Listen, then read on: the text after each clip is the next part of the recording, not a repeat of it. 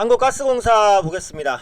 약세장에서 이제 경기 방어주적인 성격으로 인해서 뭐 금일 반등이 나온다라고도 볼 수 있고, 뭐 낙폭과대 반발 매수가 들어온다라고 볼 수도 있는데, 유틸 관련주는 낙폭과대 구간이라고 제가 말씀은 드렸어요. 그래서 한국전력도 그렇고 한국가스공사도 그렇고, 그래서 한국가스공사 관련된 영상은 일주일 정도 전에 한번 올려드렸습니다. 대왕골의 시추는 어쨌든 진행은 된다라는 말씀을 드렸어요. 그래서 관련해서 또 체크해볼 만한 기사가 나왔기 때문에 이제 대왕골의 프로젝트가 어떻게 진행되고 있는지 한번 보겠습니다. 여기 써드린 대로 일단 시추선이 도착을 했어요. 그래서 시추에 대한 결과나 이런 부분들을 확인을 하기는 해야겠지만 어쨌든 예정대로 시추는 진행된다 라는 부분입니다. 그래서 윤석열 정부의 이제 뭐 탄핵이라든지 이런 것 때문에 정책 모멘텀이 약해진 것은 사실이지만 일단 이어지고는 있다. 이 정도로 보셔야 될 것 같아요. 자, 관련 기사를 보면 대왕고래 시추선이 작업 해역에 도착을 했죠. 굴착은 언제냐? 19일입니다. 19일. 12월 19일 첫 굴착을 하게 되는데요. 산업부와 석유공사가 내년 상반기에 첫 탐사 시추 결과를 이제 발표를 할 겁니다. 웨스트 카펠라우가 부산항을 떠나서 작업 해역으로 이동을 한 모습을 볼 수 있죠. 그래서 대왕거래의 이제 유망구조의 시추 예정 해역에 도착을 했습니다. 웨스트 카펠라호는 작업 준비를 마치는 대로 19일부터 첫 탐사 시추를 위한 굴착 작업에 돌입할 예정이다.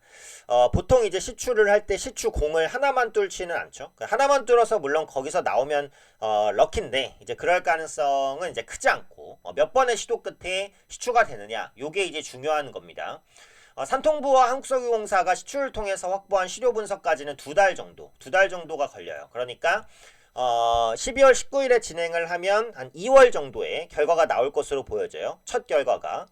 탐사의 성공 확률은 몇 프로로 봤죠? 네, 20% 정도로 봤습니다. 그래서 장기적으로 최소 5회의 추가 탐사 시추가 필요할 것으로 전망이 된다라는 부분입니다.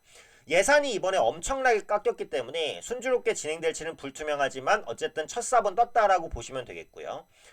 이전 영상에서도 말씀을 드렸지만 시추공 하나를 뚫는 데는 한 1,000억 원 이상의 비용이 소요가 됩니다.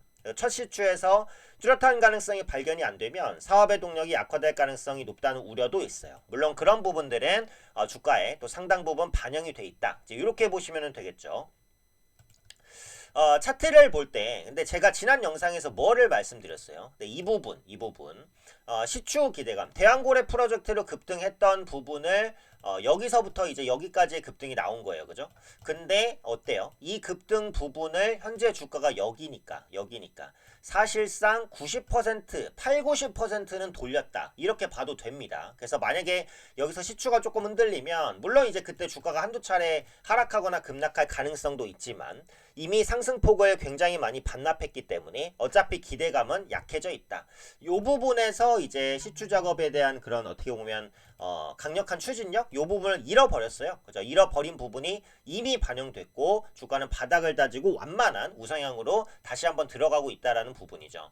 자, 그동안 한국가스공사가 대왕고래에 관련한 이슈로 많이 움직였는데 지금 대왕고래에 대한 기대감이 소멸됐잖아요. 그럼 기업 자체적인 모멘텀은 뭐가 있냐? 이제 요걸 봐야 되는데 사실 한국가스공사가 하락했던 이유는 또 있죠. 왜냐면 가스요금 인상이 내년에 가능할 것으로 봤는데 일단 어려울 것으로 보여지기 때문입니다.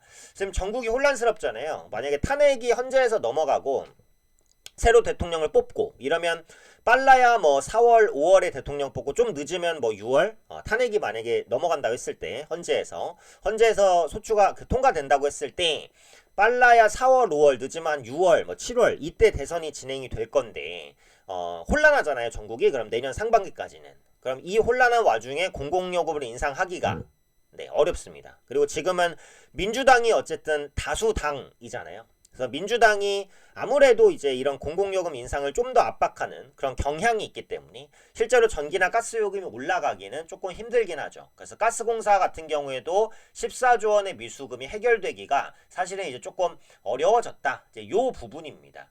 그래서 한전 상황을 일단은 좀 나중에 다시 보고 도시가스를 공급하는 가스공사도 수입 단가 대비 낮은 요금 책정으로 인해서 쌓인 미수금이 14조 원이 넘었죠. 결국은 가스요금 인상이 현실화가 돼야 되는데, 그리고 내년에는 그게 가능할 것으로 봤는데, 이번 정권이 흔들리면서 그 부분이 조금 물 건너갔다. 요 부분입니다.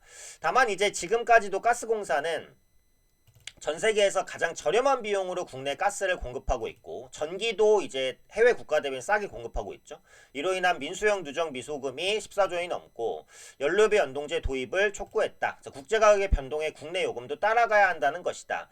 국제가격이 200% 올랐을 때 요금 인상은 43%에 그쳤고 나머지가 미수금으로 잡혔다라는 부분이죠. 그래서 이 미수금의 해결은 결국은 요금 인상으로 진행할 수밖에 없다라는 건데, 다만 이제 요금 인상이 되긴 될 겁니다. 근데 이제 시장이 예상한 건 한 내년 상반기였는데 그 부분이 조금 밀렸죠. 적어도 만약에 이제 탄핵이 넘어가서 정권이 이제 다시 들어서고 안정을 좀 찾으려면 최소한 이제 내년 말이라든지 뭐 내후년은 돼야 될 것으로 보여지니까 그때 가서 요금 인상 논의가 좀 더 있을 가능성이 높다. 이렇게 보여집니다. 그래서 요금 인상 시기가 밀린 부분, 그 다음에 대한고래 프로젝트가 흔들린 부분, 이 두 가지가 한국가스공사 주가 급락의 원인이었는데, 어차피 이 두 가지 이슈가 동시에 나오면서 주가가 급락한 것이기 때문에 현재 위치에서는 하방이 좀 더 튼튼할 가능성도 있다라고 보는 거죠. 자, 도시가스 판매량이나 발전용 판매량을 보면 전기도 마찬가지지만 가스도 그렇고 이 수요라는 게 어느 정도 고정돼 있고 엄청난 변동을 보이지가 않습니다. 지금 여기 보시는 변동성은 대부분 뭐라고 봐야 돼요? 계절성이죠. 네, 계절성이라고 봐야 되고, 예를 들면 여름에는 전기 사용량이 높죠. 가정으로 따지면 에어컨을 많이 틀 테니까. 겨울에는 가스 사용량이 높죠. 왜냐면 보일러를 틀어야 되니까, 그죠?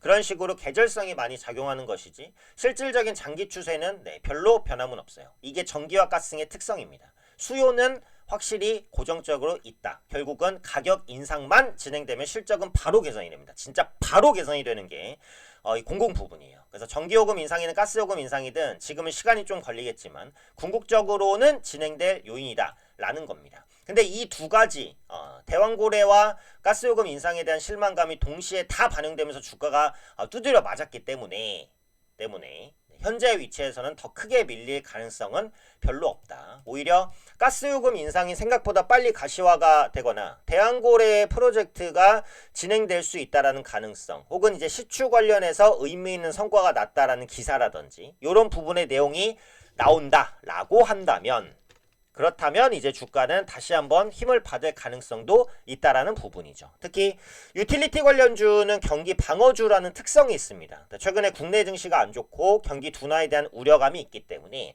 이런 방어적인 성격이 부각될 가능성도 있다라는 부분까지 염두를 한다면 좀 무겁고 탄탄한 종목으로서는 한번 생각해 볼 수 있는 종목이 되지 않을까, 그렇게 판단됩니다. 이 대한고래 프로젝트 관련해서 추가적인 내용이 나오면 제가 또 업데이트를 해드리도록 하겠습니다.